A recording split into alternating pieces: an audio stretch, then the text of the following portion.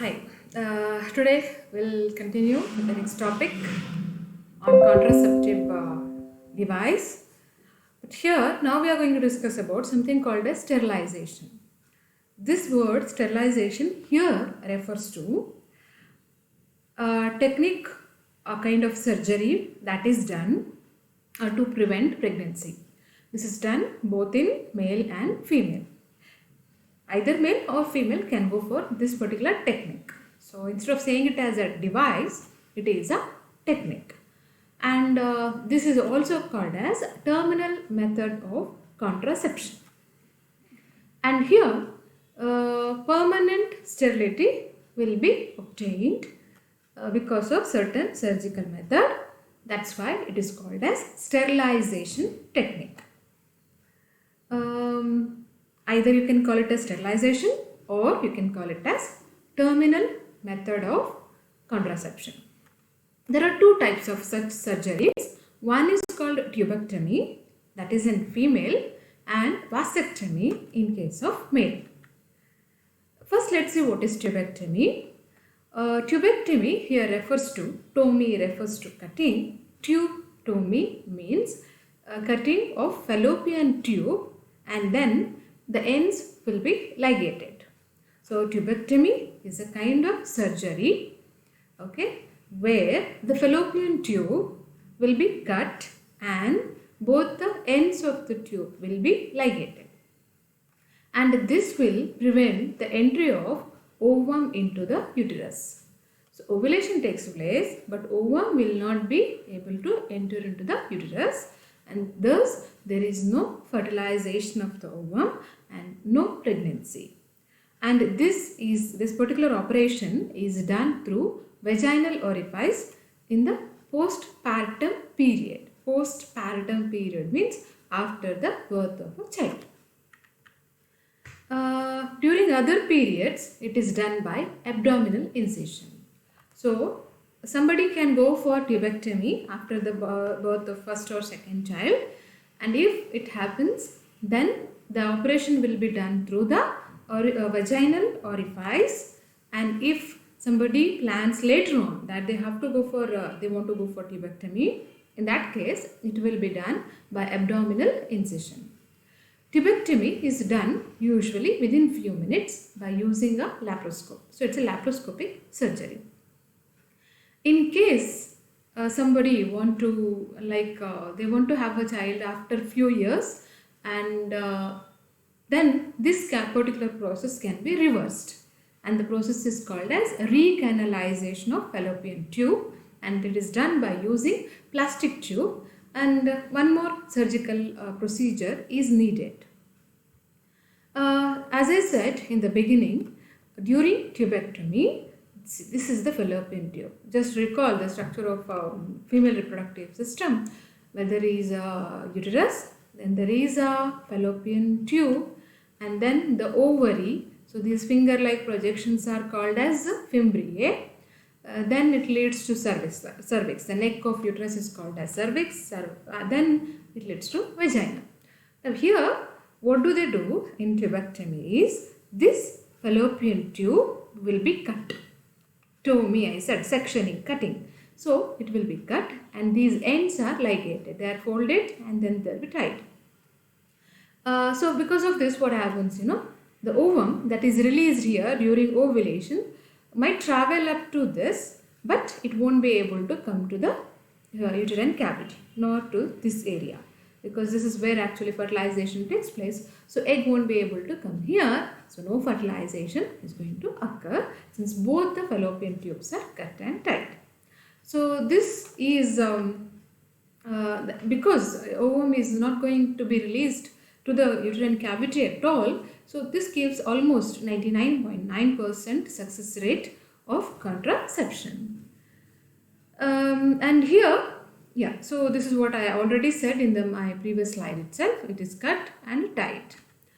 In case of vasectomy, that is done in case of male. This is again a surgical method where the vas differentia of the male will be cut, similar to the fallopian tube. Okay, and it will be tied, and because of this the spermatozoans will not be released to the penis. So that means it is not going to be released, transmitted.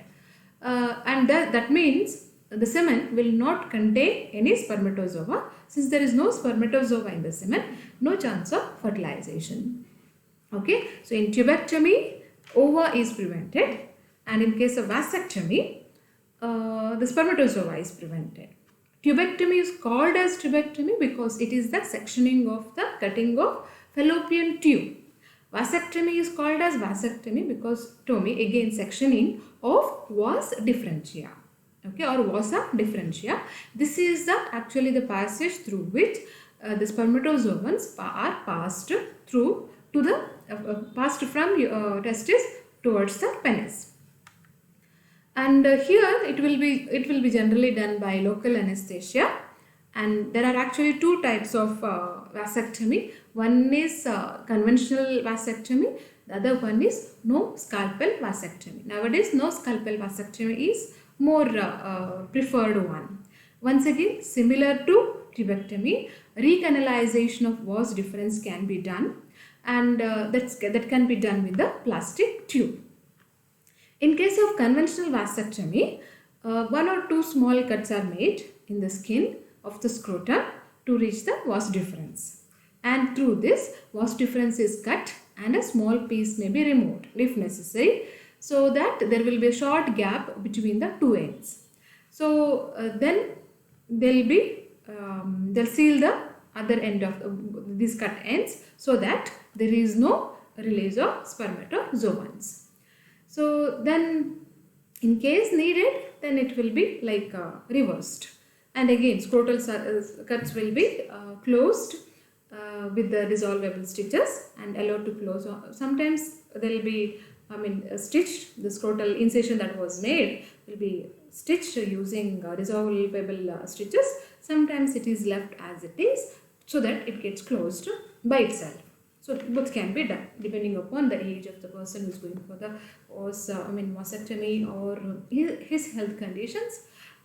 This can be adapted. Proper procedure can be adapted.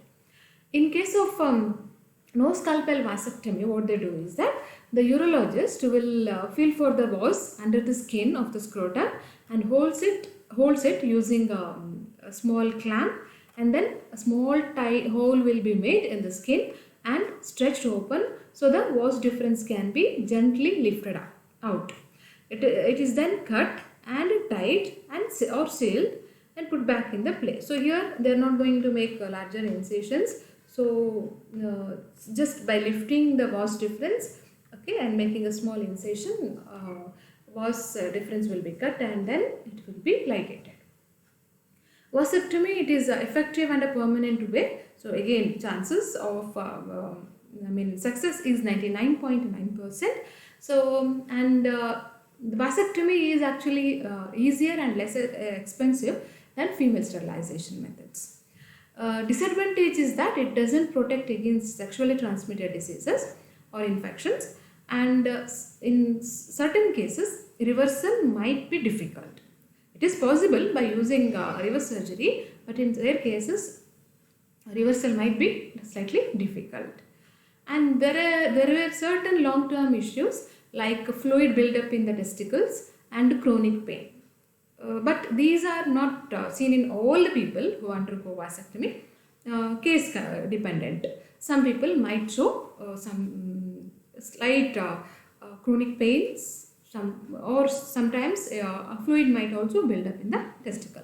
These two are long-term issues, okay, about the vasectomy.